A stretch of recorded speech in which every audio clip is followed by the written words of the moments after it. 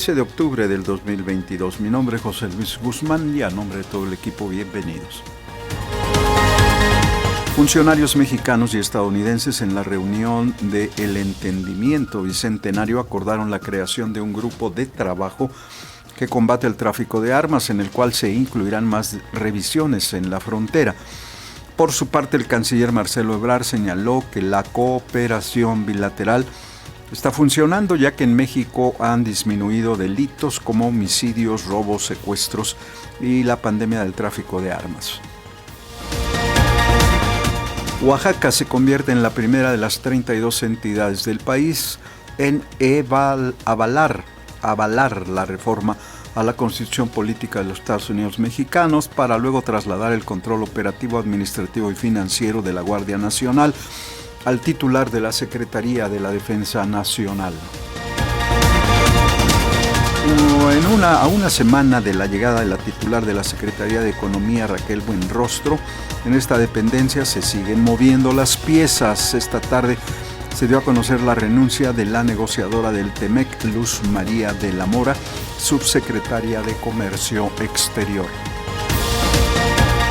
Luego de que se diera a conocer que las administradoras de fondos para el retiro Afores perdieran más de 200.653 millones de pesos en septiembre, esta mañana el presidente Andrés Manuel López Obrador adelantó que se va a poner a revisión este sistema.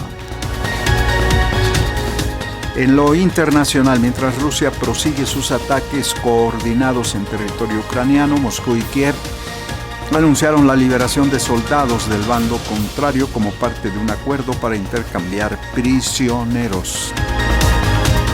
Un jurado estadounidense pidió cadena perpetua sin posibilidad de libertad condicional para Nicolás Cruz, quien así evitó la pena de muerte y pasará el resto de su vida en prisión por la matanza que cometió el 14 de febrero del 2018 en una escuela secundaria de Parkland, en el sur de Florida. La comisión de la Cámara de Representantes de Estados Unidos, que indaga sobre el asalto al Capitolio por parte de simpatizantes de Donald Trump, aquel 6 de enero del 2021 aprobó por votación unánime citar a Donald Trump para que dé sus testimonios sobre estos hechos.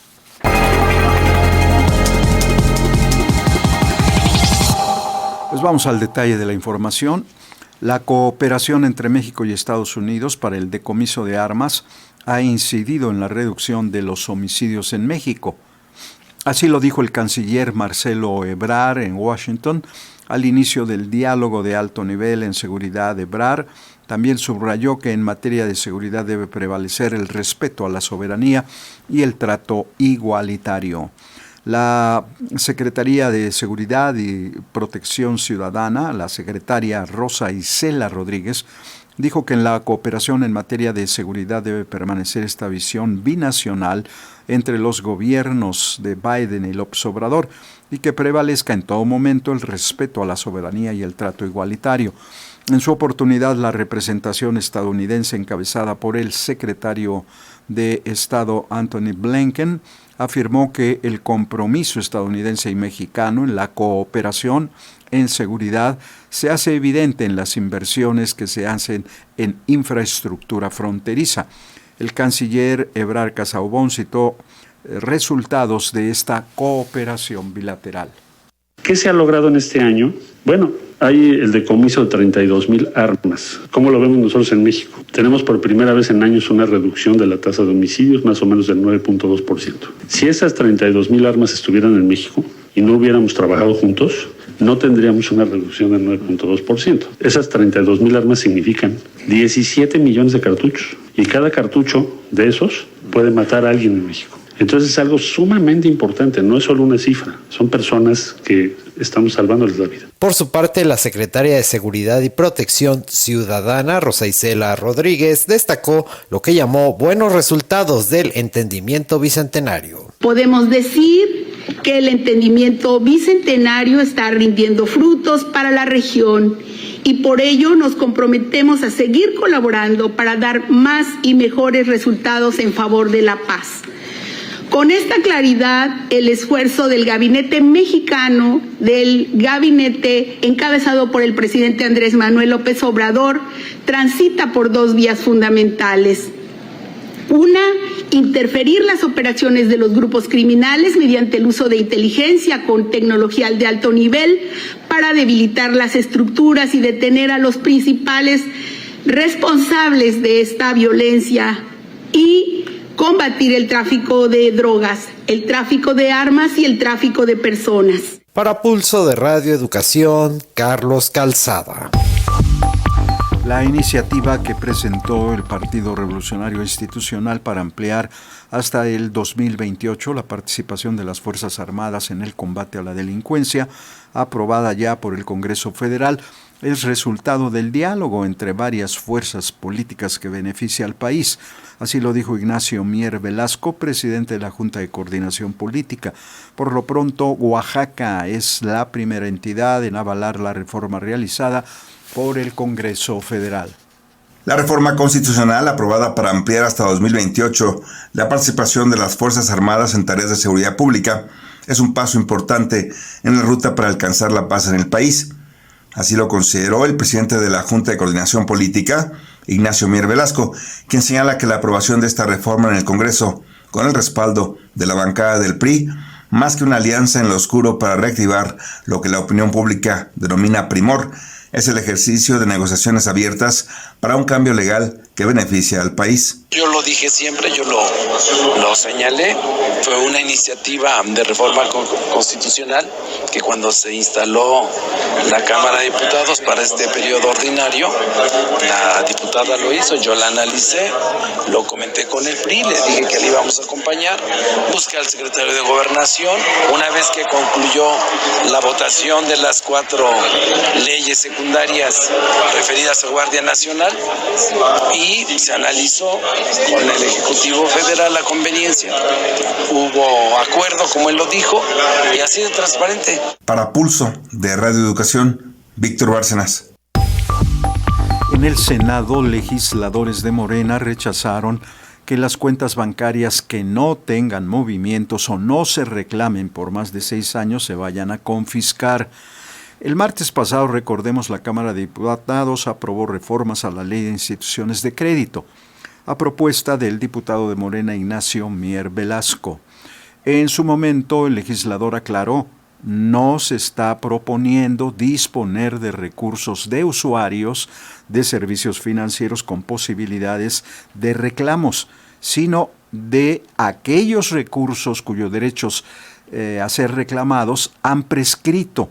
Es decir que, habiendo transcurrido los 6 años que marca la ley, no fueron ni podrán ser reclamados, por lo que no se afectan las garantías constitucionales. Tanto en lo general como en lo particular, esta reforma fue aprobada por legisladores de las fuerzas políticas, incluidas el PAN. Esta reforma generó hoy reacciones en el Senado.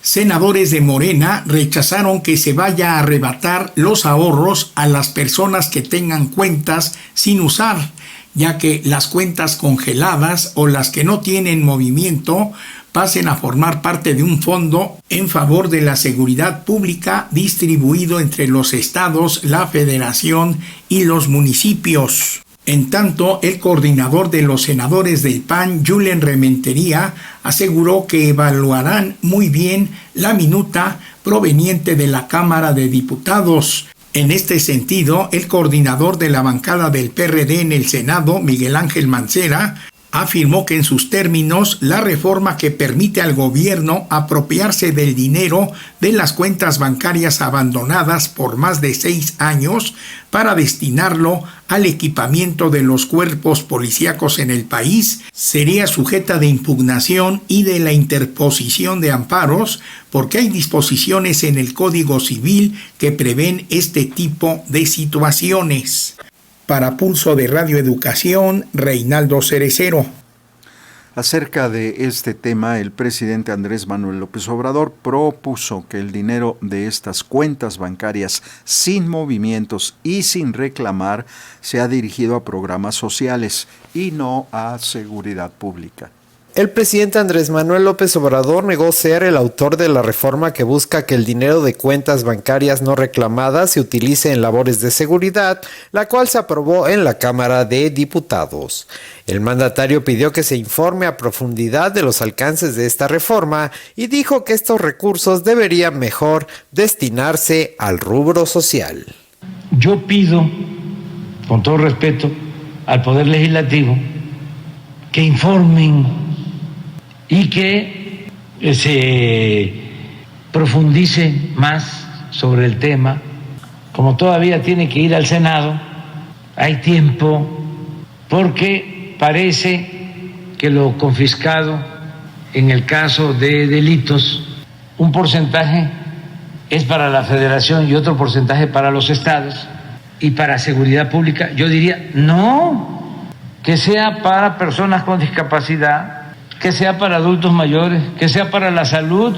En este sentido, el subsecretario de Seguridad y Protección Ciudadana, Ricardo Mejía, dio a conocer algunos detalles de esta iniciativa en la que el dinero confiscado al crimen organizado podría usarse en la profesionalización de las policías estatales. Para Pulso de Radio Educación, Carlos Calzada.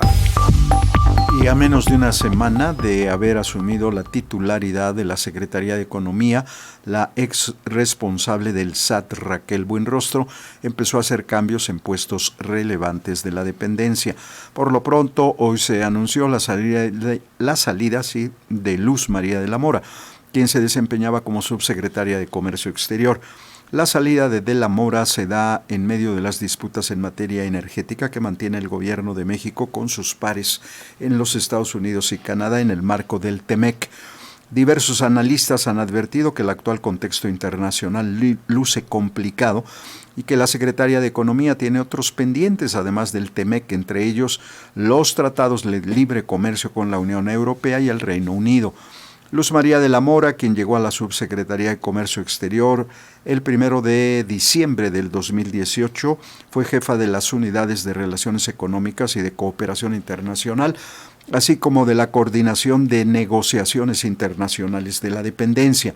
Asimismo, fue representante de la Secretaría de Economía ante la Unidad Europea, ante la Unión Europea, en Bruselas, Bélgica, y representante alterna de México ante la Asociación Latinoamericana de Integración, ALADI, en Montevideo, Uruguay, y también fue parte del equipo mexicano que negoció el Telecán, ahora TEMEC.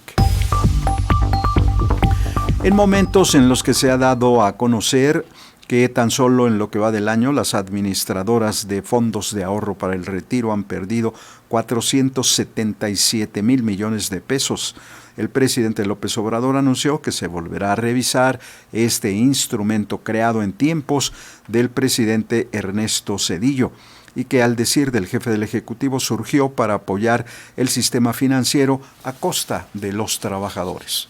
A 2 años de la reforma en materia de Afores, el gobierno federal no está satisfecho con los resultados, por lo que se revisará su funcionamiento, señaló el presidente Andrés Manuel López Obrador.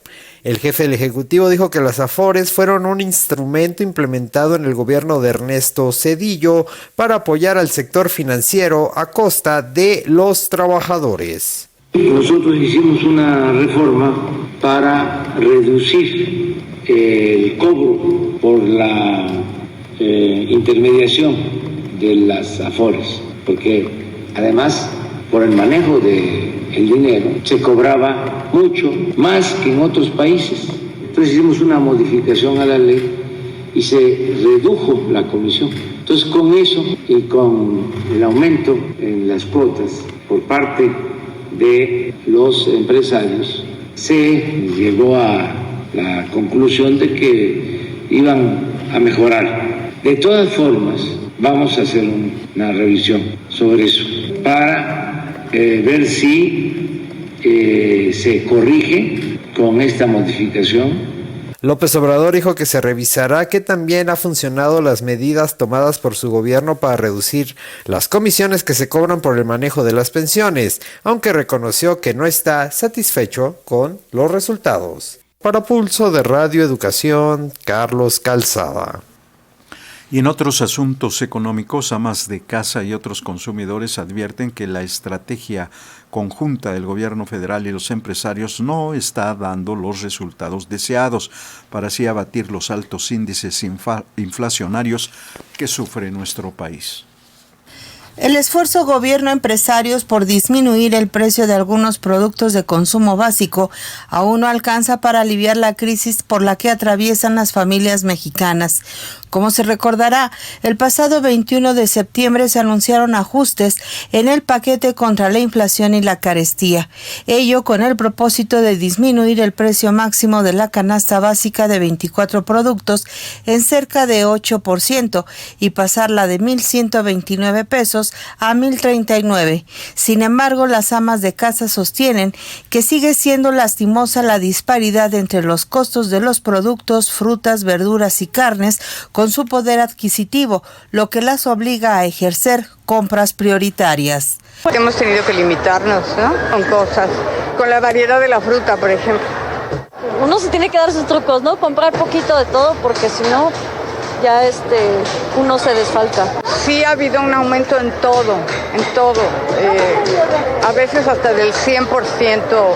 Se vuelve mucho más difícil la sobrevivencia diaria, ¿no? Para Pulso de Radio Educación, Verónica Martínez Chavira.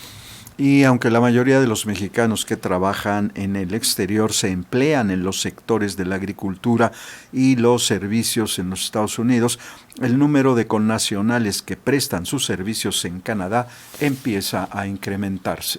La temporada 2022 del Programa de Trabajadores Agrícolas Temporales cerrará con más de 25,000 trabajadores enviados a Canadá, número superior en 6.3% respecto al año pasado, precisó la Secretaría del Trabajo y Previsión Social. La dependencia federal precisó que salieron a Canadá un total de 25,671 trabajadores, quienes devengarán un salario equivalente a $15 canadienses por hora. Tienen contratos de trabajo que van de 3 a 8 meses y cuentan con el apoyo del Gobierno de México en todo momento, recalcó la dependencia federal. Calificó este grupo de trabajadores como verdaderos héroes nacionales al tiempo de desearles un excelente viaje al país norteamericano. Añadió que de los más de 25,000 trabajadores que viajaron a tierras canadienses este año, poco más de 10,700 lo hicieron a la provincia de Ontario, poco más de 6,300 a la de Quebec, en tanto que a la Columbia Británica salieron poco más de 5,800. Para Pulso de Radio Educación, Marcos Velasco. Y en el marco del Día Internacional para la Reducción del Riesgo de Desastres, la Universidad Nacional Autónoma de México realizó la conferencia Sistemas de Alerta Temprana en México y Centroamérica, hacia una visión integral. Especialistas universitarios consideraron que por ubicación geográfica de México se deberían desarrollar alertas tempranas ante eventos volcánicos y también de huracanes. En estos sistemas se ha invertido en menor medida, aseguraron, por lo que consideraron que trabajar en ello es una oportunidad en beneficio de la población. Por su parte, Enrique Guevara Ortiz, director del Centro Nacional de Prevención de Desastres, CENAPRED, destacó que los sistemas de alerta temprana deben estar diseñados para detectar amenazas múltiples de principio a fin. Por su situación geográfica, México enfrenta fenómenos como sismos, huracanes, inundaciones, erupciones volcánicas y tornados. Por esta razón, se debe impulsar un sistema nacional de alerta que incluya todos los riesgos y que ayude a proporcionar información accesible a la población. Así lo consideró Enrique Guevara, director general del Centro Nacional de Prevención de Desastres, en la inauguración del Tercer Foro Nacional de Geociencias, Sistemas de Alerta Temprana en México y Centroamérica hacia una visión integral. Guevara señaló que es necesario consolidar un sistema de alerta que abarque todos los fenómenos naturales. En México estamos promoviendo la implementación de un sistema nacional de alerta, siguiendo justamente estos principios que se establecen desde Naciones Unidas para garantizar que la información llegue de una manera accesible a todas las personas. En tanto, Dolores Dávila, secretaria de Desarrollo Institucional de la Universidad Nacional Autónoma de México, señaló que en México no solo se debe poner atención a sismos y huracanes, también debe tomarse en cuenta a otros fenómenos como tornados y volcanes. Para Pulso de Radio y Educación, Sosimo Díaz. Y bajo la premisa de que sí hay tapados para el 2024, esta mañana el presidente López Obrador exhibió una lista de 42 nombres de hombres y mujeres que son mencionados como posibles aspirantes a candidatos para la contienda presidencial. Algunos de los mencionados en este listado aseguraron ya que el primer mandatario usó como cortina de humo esta lista para desviar la atención de acusaciones muy concretas de corrupción en su partido. El presidente Andrés Manuel López Obrador dio a conocer una lista de 42 de sus opositores que buscarían la candidatura presidencial en 2024. En el documento se encuentran nombres de líderes empresariales, comunicadores, legisladores, así como dirigentes de partidos políticos y hasta el consejero presidente del Instituto Nacional Electoral, Lorenzo Córdoba. Salieron 42. A ver, de una vez vamos a destapar. Alejandro Moreno es presidente. Carlos Loré de Mola, no, pues. ¿Quién la hizo? Algunos de ustedes dieron información, tómenla. Es lo que aparece de dominio público. Chumel Torres, Lorenzo Córdoba, pero ese del INE, ese no puede. Osorio Chong, él también. Moreira lo propuso. Patricia Mercado, sí. López Obrador añadió que la reforma electoral sigue siendo prioritaria para su administración a fin de afianzar la verdadera democracia en México. Para Pulso de Radio Educación, Carlos Calzada. Pasamos a la información internacional. La contraofensiva ucraniana en el sur del país ha obligado a pobladores de Gerson a huir de esta zona. El gobernador de la localidad, Vladimir, saldó el avance de tropas ucranianas en el sur.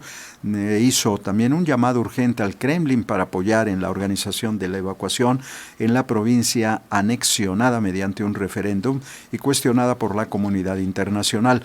Rusia, por su parte, mantiene los bombardeos contra la infraestructura en las ciudades de Kiev.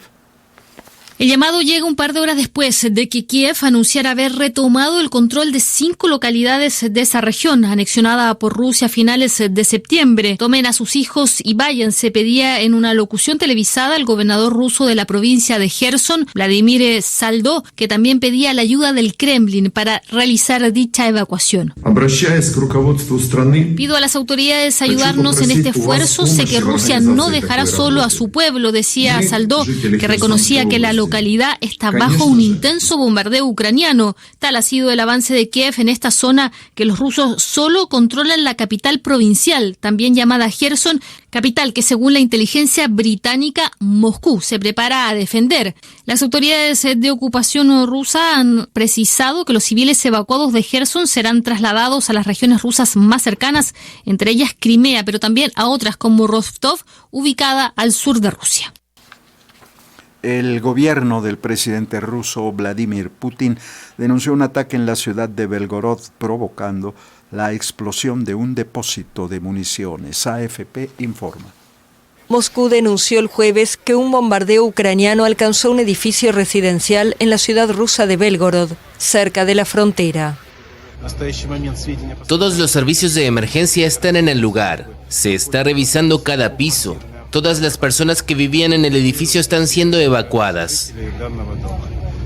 Por su parte, el consejero de la presidencia de Ucrania, Mikhailo Podolyak, negó que el ejército de su país estuviera implicado en el bombardeo y afirmó que Rusia intentó atacar la ciudad ucraniana de Kharkov, situada cerca de la frontera, pero que algo salió mal. La ciudad de Belgorod sufre ataques desde el comienzo del conflicto, pero las hostilidades se han intensificado en las últimas semanas en el resto de la región. Y en este marco de guerra, el gobierno de China, aliado de Rusia, acusó a la administración de los Estados Unidos de mantener un pensamiento de la Guerra Fría al intentar tener el control en todos los ámbitos a nivel mundial. El Ministerio del Exterior también acusó a Washington de proteccionismo comercial, además de generar una estrategia de seguridad nacional para superar a China. Con visible molestia reaccionaron algunos familiares de las víctimas de Parkland tras conocer que el jurado recomendó la cadena perpetua para Nicolás Cruz, asesino confeso de la matanza de la escuela Marjory Stoneman Douglas, ocurrida el 14 de febrero del 2018. Lori e Aylan Al-Hadef perdieron a su hija de 14 años llamada Alisa Al-Hadef. Y en ese tiroteo, en el que un total de 17 personas también perdieron la vida y un número similar resultaron heridos. Por su parte, su padre afirmó estar disgustado con el sistema legal estadounidense y con el jurado. El joven de 24 años enfrentaba 2 posibles sentencias: cadena perpetua sin posibilidad de libertad condicional o la pena de muerte, aunque bajo las leyes de Florida para la pena capital se requería la unanimidad por parte de los 12 miembros del jurado, que al menos uno de los 17 cargos por homicidio que afrontaba. Euronews nos informa.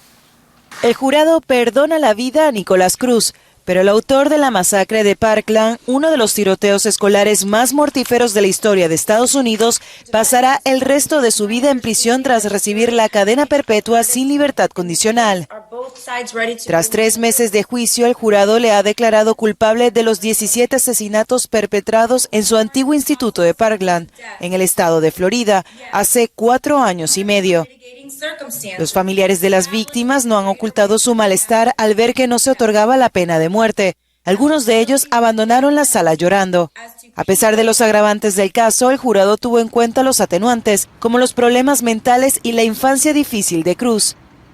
El 14 de febrero de 2018, Nicolás Cruz entró armado hasta los dientes en su antiguo instituto Marjory Stoneman Douglas High School. Mató a 14 estudiantes y 3 empleados de la escuela e hirió a otros 17. Cámara de Representantes que analiza el papel de Donald Trump en el asalto al Capitolio el 6 de enero del 2021 votó por unanimidad a favor de convocar al expresidente estadounidense a comparecer ante los legisladores, quienes consideraron que el magnate está obligado a responder por sus actos. El Comité de la Cámara de Representantes que investiga el ataque del 6 de enero del 2021 contra el Capitolio determinó mediante una votación unánime citar a declarar al expresidente Donald Trump. Fue la vicepresidenta del comité, Liz Cheney, quien dio a conocer la resolución. Committee direct the chairman to issue a subpoena for relevant documents and testimony under oath from Donald John Trump. La orden judicial determinaría que el expresidente Donald Trump se presenta a testificar mediante juramento todo lo que sabe con relación al 6 de enero. In connection with the January 6th attack on the United States Capitol. Thank you, Mr. Chairman. Después de haber votado a viva voz, el encargado dio a conocer el resultado. Mr. Chairman, on this vote, there are 9 ayes and 0 noes. El comité votó de manera unánime 9-0 para aprobar la resolución. La audiencia comenzó con el comité mostrando evidencia de que Donald Trump planeaba negar su derrota en las elecciones del 2020 por adelantado y siguió adelante incluso cuando sus asesores le dijeron que había perdido la elección. Para Pulso de Radio Educación desde Washington, les informó Samuel Gálvez. Radio Educación presentó Noticiarios Pulso. Noticiarios Pulso. Independencia editorial y pluralidad desde la radio pública. Radio pública. Información que gira en torno al mundo. A nuestro mundo. Nuestro mundo. Pues participamos en Pulso de la Noche de este 13 de octubre del 2022 en la Coordinación Nacional Ángeles Hernández, Coordinación Internacional y Realización José Luis Parra, redacción Gabriela Pérez, Raúl García y Carlos Padilla, edición de notas Luis Ernesto López, controles técnicos Raúl Núñez, redes sociales Tania Nicanor y Roberto Hernández. Les saluda José Luis Guzmán. Gracias, buena noche.